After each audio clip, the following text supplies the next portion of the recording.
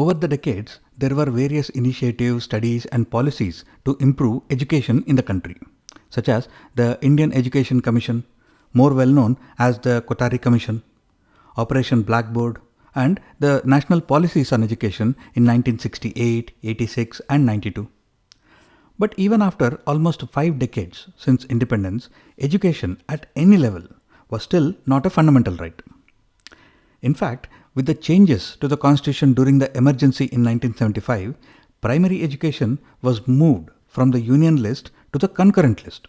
which means that the states could no longer complain about the central government not paying attention to primary education, since it now became the state's responsibility also. In 1992,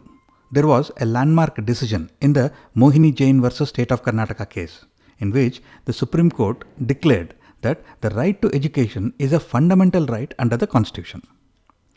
Again, in 1993, in the Unni Krishnan versus State of Andhra Pradesh case, the court again declared that the right to education is a fundamental right for children up to the age of 14 years.